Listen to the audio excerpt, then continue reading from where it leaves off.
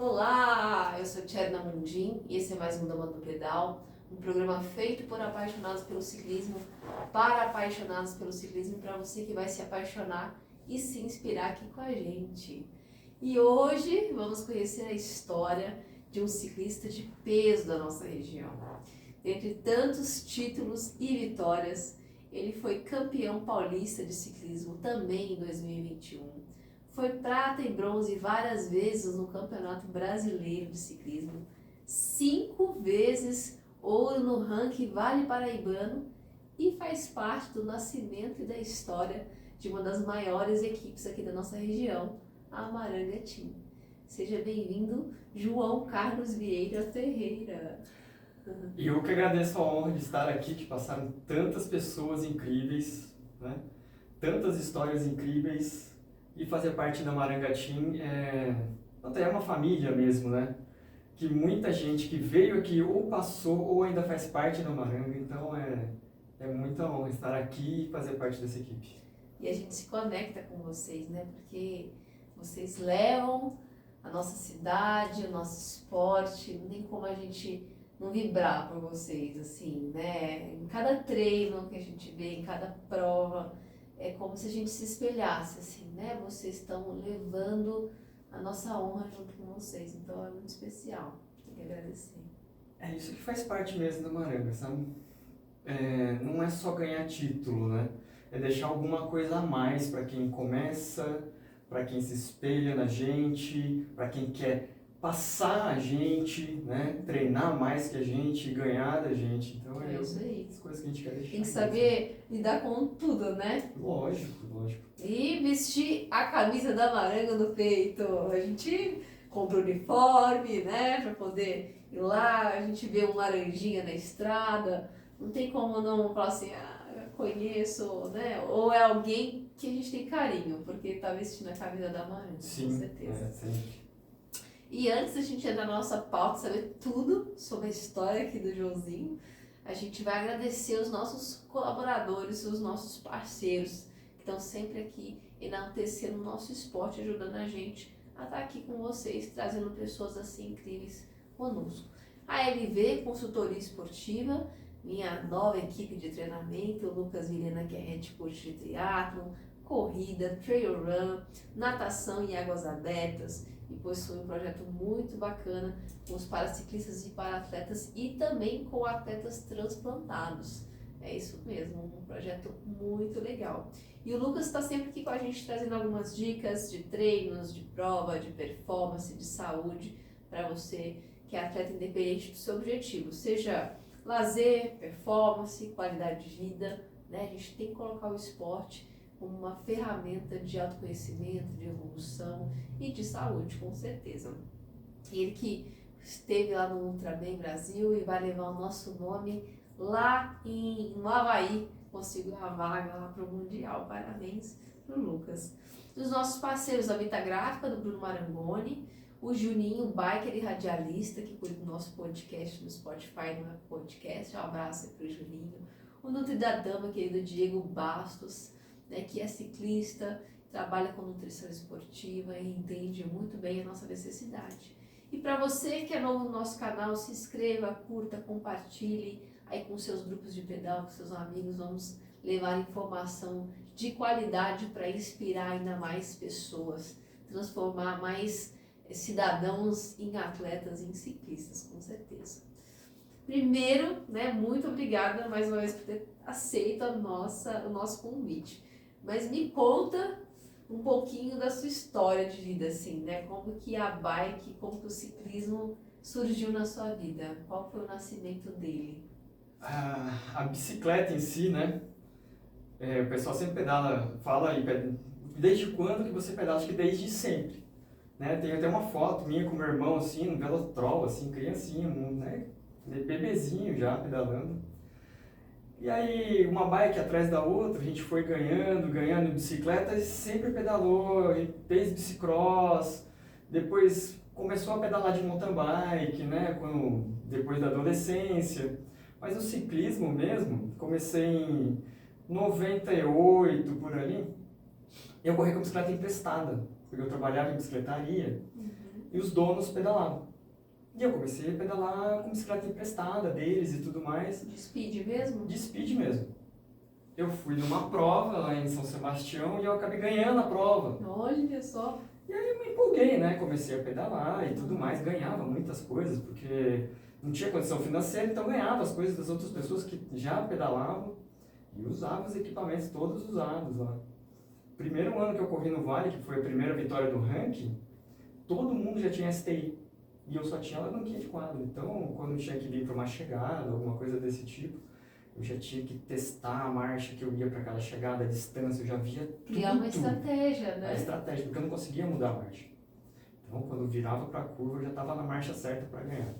Né? Isso foi um super diferencial, né? Você já, por mais que, pensando de forma no equipamento ou não, mas isso já te obrigava a desenhar todo o processo, né? Desenhar toda a prova, desenhar toda a chegada, desenhar como que era, a distância e tudo. Né? Começa a ser, e sempre durante todo o processo de vida, né? Ou na bike ou fora, as pessoas que você vai se espelhando e vão te falando as coisas, né? E você vai adaptando aquilo a você, ajuda muito, gente. Então, depois você foi melhorando, bicicleta e tudo mais, né? E cada vez mais, assim, na bicicleta, nas competições, como na vida, você vai galgando passos maiores, né? Aí eu comecei a querer ganhar outras provas melhores fora do Vale, comecei a treinar, né? Quem me ajudou muito na época, que era um treinador aqui do Vale super conhecido, que era o Guedes, né? Pelo menos uns 3 campeonatos brasileiros que eu tenho aí, foi com planilhas que ele fez para mim, né? E sempre querendo aprender, estudando, né? E recebendo os treinos, estudando e recebendo os treinos. Isso me ajudou muito, né? E passando os conhecimentos que eu peguei durante a vida toda, assim, né? Durante o esporte, durante outras coisas, assim. As pessoas ajudam a gente retribui de alguma maneira, né? Para deixar algumas coisas para as pessoas, assim, igual a nossa equipe deixa, né? Isso que é legal. A gente não vai levar nada daqui, então se você puder deixar alguma coisa, mínimo que seja, aí é muito recompensador, sabe? Inclusive que é possível você ter uma equipe sólida, forte, que durante muito tempo resistiu, né, a muitas coisas para não se dissolver. E eu acho que vocês passaram essa fase de ter que resistir para não dissolver até a hora que, sabe quando a coisa por si só nada mais abala, entende? Antes você tem que segurar para a coisa não se desestruturar. Mas chega um ponto que você não precisa mais, ela por si só já acontece. Fica uma raiz ali bem firme, né? Bem forte mesmo, né? E, nossa, nós temos grandes nomes que estão na equipe hoje, né? A maioria corre junto, mas já sabe se um tá melhor, o outro tá melhor. Todos querem ganhar, mas naquele dia a gente trabalha pro outro. Ué, acontece.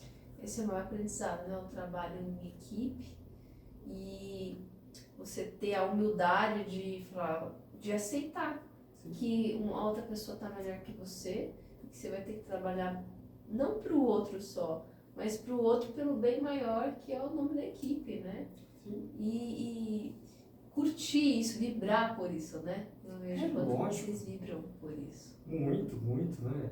O campeonato, assim, eu ganhei o campeonato ano passado, mas eu vibrei porque o André ficou em segundo, Ursalino, né? E porque o Vidal também estava na fuga e ainda pegou o segundo, também foi vice-campeão. Então, 3 do Vale. Está na equipe ou não está na equipe, é do Vale, é de São José. A gente torce por todo mundo que está ali, né? É isso mesmo. Eu conheço você muito pouco, né? Já cheguei a um treino ou outro, teve a minha vivência um pouco na Maranga, né? Mas eu percebo que você é uma pessoa muito que tem uma disciplina no esporte, né? E para mim isso é um dos maiores triunfos de um bom atleta. Ele é consistente e disciplinado, então ele está sempre ali, faça chuva, faça sol, ele está treinando, está ali.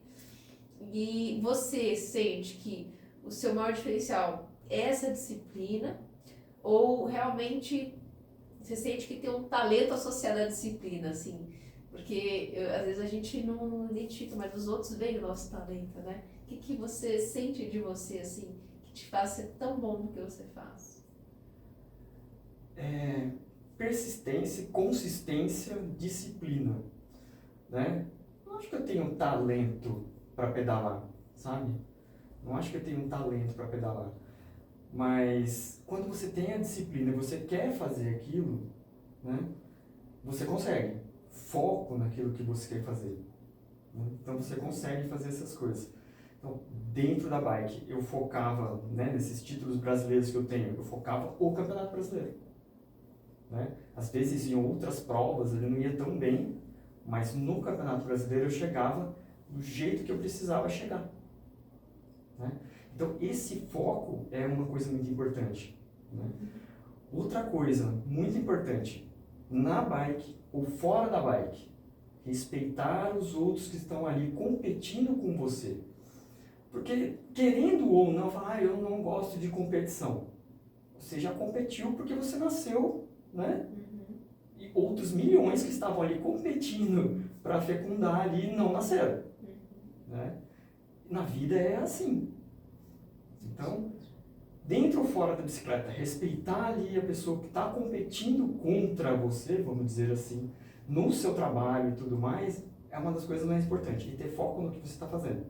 Né? Ter foco naquilo que você está fazendo. Agora, uma outra coisa que é muito difícil você fazer, de ter foco, você pode focar ali, mas você tem que ter uma mediação entre outras coisas. Você, por exemplo, tem filho, tem seu trabalho, tem seu treino. Se você largar todo o trabalho e deixar a criança, né, seu filho, com a babá só, ou vai faltar alguma coisa para ela. Exato. Ou vai faltar alguma coisa no seu trabalho. Né? E não cuidar de você. Então, essas coisas são importantes. Foco, disciplina e fazer aquela mediação que você tem. Aí você vai ter consistência. É isso mesmo. Por muito tempo, eu pedalo desde 98 de ciclismo, então tinha 20 e poucos anos, 24. Acho que isso não é muito erro no cálculo. Sempre ter consistência. Focar. E às vezes o talento da gente, é o que você falou, às vezes não é numa qualidade física, né?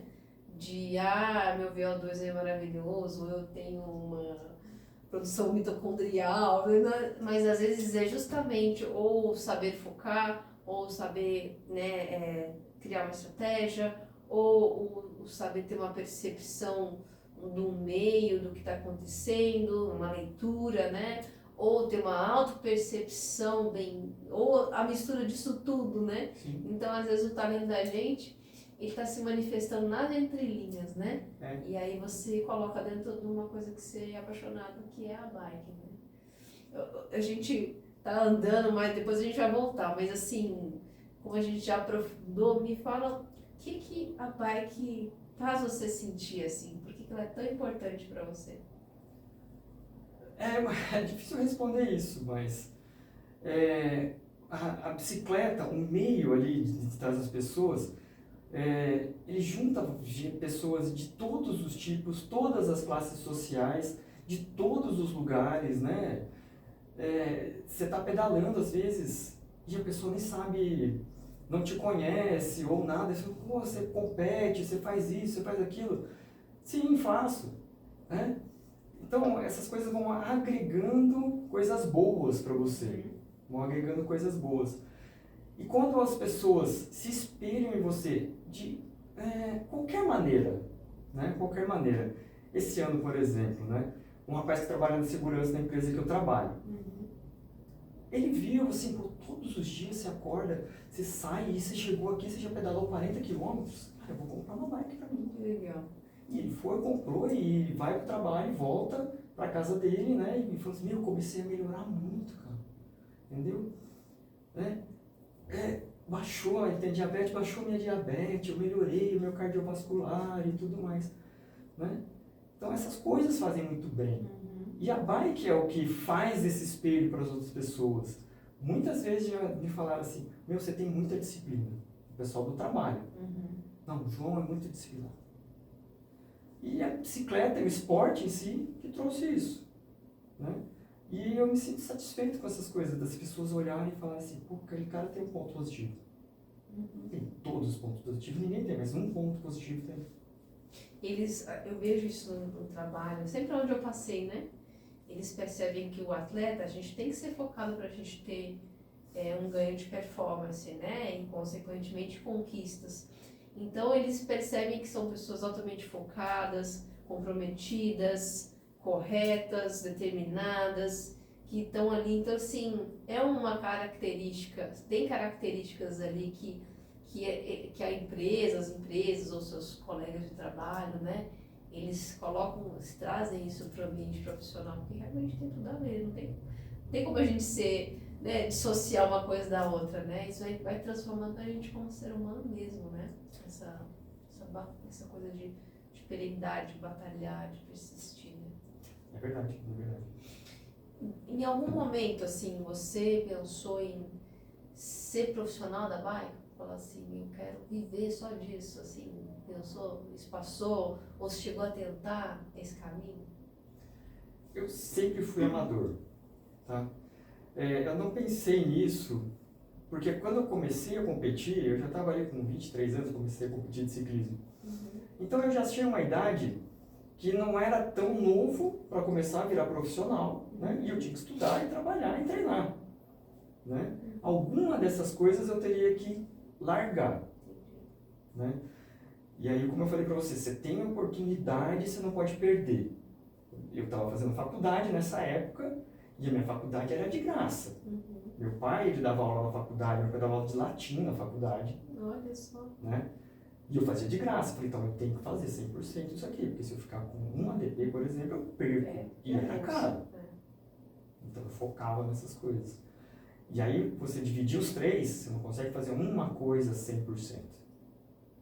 Né? E aí os anos foram passando e você vai... Não, profissional não é você, mas eu vou sempre pedalar. E aí você acabou indo por esse caminho, né? Tem alguma dessas identidades do João, assim, que você sentia... Porque a gente, por exemplo, a maternidade, né? A gente, por mais que a gente sente que a gente tá mediando as coisas, no fundo, fica uma sensação de que você tinha que ter... Sabe assim, será que eu tô sendo coerente? Assim, é uma coisa que é da mãe e do pai sentir isso, né? Dentro dessas suas estruturas que você circulava, tem alguma que você fala assim, nossa, eu tinha que ter focado um pouquinho mais naquela época, assim? A minha vida, ela foi várias etapas, né? Lógico que teve época que eu competia muito mais, e eu tinha muitos mais resultados em várias provas, né? Aí compete menos e tenta focar mais em algumas provas. Quando você faz isso, você tem uma mediação ali de todas as coisas que você tem fazendo, mas às vezes você puxa mais para um lado em determinado momento. Você tem que deixar as outras coisas um pouco de lado, né? E às vezes sobrecarrega, aí você tem que tirar o pé um pouco de alguma coisa, porque as outras coisas estão precisando de você. Entendeu? É isso que acontece. Então você pode, por um momento, fazer isso, né? Que, por exemplo, nasceu sua filha, você teve que dar 100% lá. Parou os seus treinos ou diminuiu muito e depois voltou. Então, durante as fases da minha vida foram acontecendo isso. Foi acontecendo isso. Aí você vai olhando, analisando, alguém te fala, a esposa te fala e você vai ponderando, né? Eu vejo muitos colegas de trabalho, né, que são mais novos do que eu, e se dedicaram muito ao trabalho, né, às vezes pensando no salário e nos cargos, e hoje em dia eles chegaram na idade de 42, 43, falaram assim, cara, não aguento mais. Já estou com 47, né? Não aguento mais. Porque eles focaram tudo ali. Deixaram a família de lado, deixaram a saúde de lado, totalmente. Para se dedicar ao status, salário e essas coisas. Não fizeram essa mediação. Talvez tivesse colocado um pouco em cada, não teria acontecido isso. Talvez não tivesse um cargo tão alto, mas estaria melhor em outras coisas. E a imaturidade, tanto do pessoa que foca no trabalho, como a que focou só no esporte, né? Faz a gente assim, só dinheiro, dinheiro, dinheiro, ou só título, título, título. E daqui a pouco eu acho que a pessoa que se dedicou ao trabalho viu que aquele dinheiro que não teria entrado talvez tão mais ou tão menos se tivesse balanceado um pouco mais as coisas, equilibrado, e a gente também, né? Eu acho que você, assim como eu, demorou um pouco até para equilibrar a vida social, né? Porque é tanta dedicação que a gente ninguém nem chamava mais para sair. Sim. Assim, né? Porque já desistiu, porque não vai. E a gente não viveu algumas coisas, mas também parece que a gente não precisou viver aquilo mais. Mas na hora que a gente começou a colocar aquilo com equilíbrio, você viu que aquilo não afetou seus treinos. Pelo contrário, te fez tão bem que parece que você está rendendo mais ainda, né? É verdade, é verdade. Quando eu não treino de manhã, por exemplo, você já chega meio, né, desacordado, vamos dizer assim, no trabalho, né? Mas quando você treina, você já chega esperto, tudo, aí teu colega lá que às vezes fala, chegou um empolgadão. Porque os caras acordam meia hora antes de trabalhar e eu já acordei 2 horas antes, né? Essas coisas assim. Então, realmente, o equilíbrio das coisas ali, que mais difícil que seja, ajuda a gente a levar a vida até os 60, 70, 80, né? Isso é importante. E esses dias eu estava pensando, né, nos treinos, né? Tem muita gente que sempre tem uma desculpa para não fazer um esporte, né? Você tentar achar um caminho, mas isso não dá. Aí você acha outro. E aí eu vejo assim que o esporte, por mais que você está deixando de dormir, está deixando de fazer, ele produz um outro tipo de energia que ele te traz tanta sensação de bem-estar que o sono nenhum, naquela proporção ali de tempo, te traria essa sensação de bem-estar, né? E as pessoas, elas ainda perdem essa oportunidade de flertar com isso, né? E ter essa sensação gostosa. Me fala um pouquinho da Maranga em si, assim, você chegou a correr por algumas equipes até acontecer a Maranga. A gente ouviu já um pouquinho da Maranga pelo ponto do pistão. Agora a gente quer ouvir pela a sua sensação, a sua percepção disso. Como que foi? Eu morava em Caraguá, né? E aí a gente tinha uma equipe lá que a gente formou, tinha os patrocínios e tudo. Vim morar em São José em 2005. Ainda Você continuei. É de Caraguá. Ainda continuei por lá ainda, né? Porque a gente tinha os patrocínios, amigos, tudo lá. Depois teve uma época que a gente... eu queria correr de mountain bike, né? E aí eu comecei a correr com o pessoal da Pedalac, o Rodrigo lá. Nossa, eu gosto muito deles. E aí eu corri, ganhei big, ganhei várias provas de mountain bike. Socó, teve um ano que foram 5 etapas, eu ganhei 5 etapas. Né?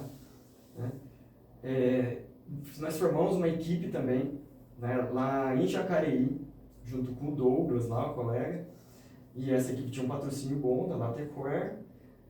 Em 2011, ainda estava nessa equipe, a gente corria por Jacareí. Fui para Cuba, competi, fiquei em quarto no Pan-Americano. Uau! Né? E foi passando o tempo, aí não tirou o patrocínio e tudo mais, eu entrei na Maranga. A Maranga ela já estava formada há um tempo, né?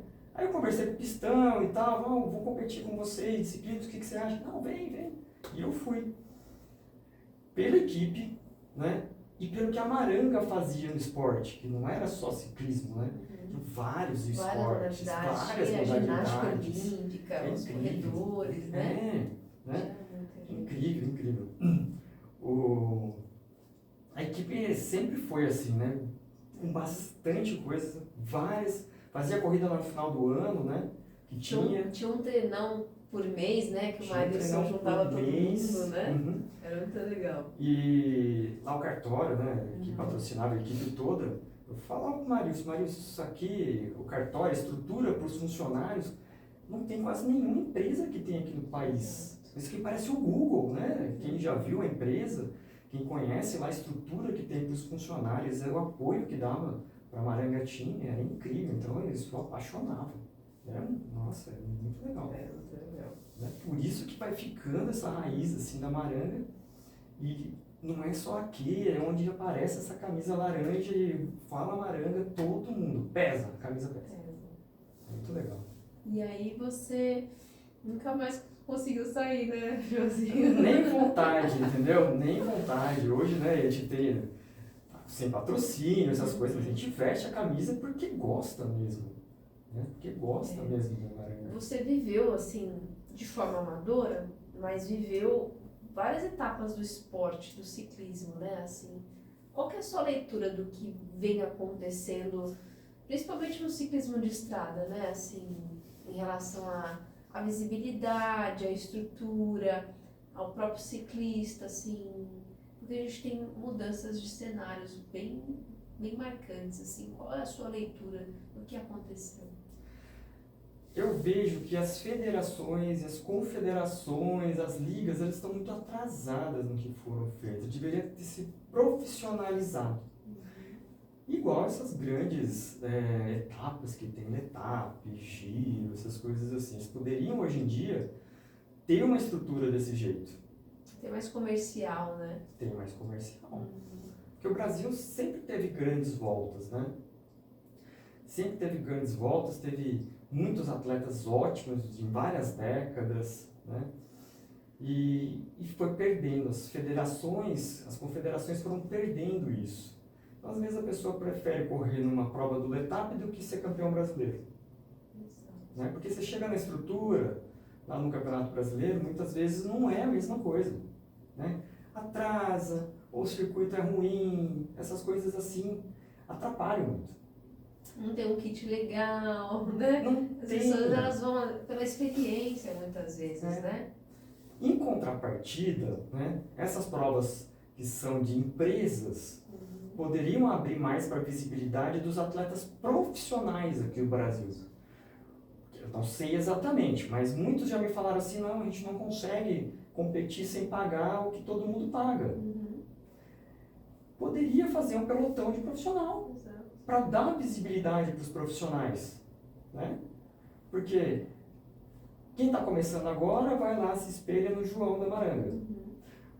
Mas uma hora ele vai estar andando junto comigo, outra hora ele vai estar andando mais do que eu. E aí ele vai se espelhar em outro, né? De uma equipe da Funvic, de uma equipe de São José que tinha aqui que era profissional, né? Que temos hoje. Então essas vai passando. Se tivesse essas aberturas, acho que o ciclismo ia estar muito mais forte. Muito mais forte. Né? Mountain bike está um pouco diferente disso, né? Tem as provas profissionais que são ranqueadas. Você pega a Copa Internacional de Mountain Bike, que deve ter 20 anos já mais ou menos. Ela é ranqueada pela UCI e é uma empresa que faz. Exato. Certo? Eles marcam bem, né, as categorias, né? Sim. Dá o prestígio e a seriedade para o atleta de elite e traz o prestígio e a experiência para o atleta amador. Né? Porque aí você junta o atleta amador com aquele ídolo. Exato. Aquele que corre lá Inclusive fora. fazer o mesmo percurso que ele, né? Nossa, eu passei no percurso que o cara que eu sou fã lá passa, né? Ou a menina que eu sou fã passa. Isso é muito legal. Por falar em ídolos, quem você tem, assim, no ciclismo, alguém que você fala, eu tiro o chapéu, assim? Que te inspiram, ou que você seja da técnica, da postura? É complicado falar um nome, assim, porque tem vários, cada um tem uma característica, assim, sabe? Mas já teve colegas que no começo, quando eu estava começando, me ajudaram, me deram muita técnica, né? Outros treinadores que eram de outras equipes, que você chegava para conversar aqui no Vale mesmo, era de fora. Eu não vou falar o nome porque vai... Né, vai pesar para um lado ou para o outro, sabe? Atletas, né, que correram muitos anos como profissional e ainda continuam competindo em alto nível, né? Cada pessoa tem uma característica diferente. Então eu não vou falar assim, a gente vai se espelhando em cada um, em cada coisa, em pessoa, atleta, né? Ou o que faz pelo esporte, o que faz fora do esporte, a gente vai se espelhando nessas pessoas. E outras pessoas fora do ciclismo, lógico, né? Sobre derrota, assim, a maturidade vai fazendo a gente lidar diferente com várias coisas, né? Inclusive com ganhar. E antes aquilo tomava conta da gente, a gente sentia o cara e hoje a gente sente, legal, no outro dia eu sou mais um e continua treinando, né? Como que pra você essa questão de perder, assim? Como que foi antes, se isso mudou, como que você lida ou como você trabalha isso em você? Como que é para você perder? A gente já perde várias coisas assim durante a vida, mas se você fez aquilo, se dedicou e no final não deu certo, né? Por algum motivo seu que você falhou, você tem que refletir, fazer um feedback e tentar fazer de novo, né? Eu fico mais triste e chateado quando tem alguma interferência de fora que forçou você a perder na vida, entendeu? Alguma coisa assim que, pô, alguém te derrubou, né? Uma promoção que você ia ter, aí quem foi promovido é aquele outro lá, né? Tem uma Deu uma costa engasgada. quente, aquele negócio. Isso me deixa muito mais chateado, né? E se eu perder porque eu não fiz direito no planejamento durante aquilo, eu fico chateado comigo para tentar de novo. Para tentar de novo. Você usa aquilo de alavanca, né? Usa aquilo de alavanca, senão você desiste. Exato. Senão você desiste. É isso mesmo. E pra gente fechar, assim, você já experimentou muita coisa através do esporte, né? O que você ainda busca experimentar, tanto de ou prova, ou de vivência com a bike em si, que você coloca? Porque a gente é jovem, né? Temos muitos anos ainda, mas tem algum segmento da bike que você quer desenvolver, um cicloturismo? Tem alguma coisa assim que você queira viver a mais, que se coloca dentro do seu planejamento? Uma coisa que eu quero, assim, né? Eu já ganhei várias coisas, já ganhei de mountain bike, já ganhei de speed, já ganhei de BMX e tudo mais. Mas uma coisa que eu venho sempre colocando na mente, tentando aplicar, é deixar alguma coisa para alguém. Entendeu? Eu adoro quando alguém fala assim, pô, cara, você me deu uma dica e eu fiz e deu certo. Né? Tipo, não vai levar nada daqui. Todo mundo vai para o mesmo lugar na hora que morrer. Mas se você deixa alguma coisa e você tem esse retorno da pessoa falar qualquer coisa que você deixou, nossa, meu, você deu uma dica ali de arrumar minha bicicleta, ficou muito legal, né? Você deu uma dica para mim de arrumar minha condição financeira, tá legal, né? Você deu e você vai construindo essas coisas e tentando cada vez mais passar para alguém, independente de quem, alguma coisa boa, né?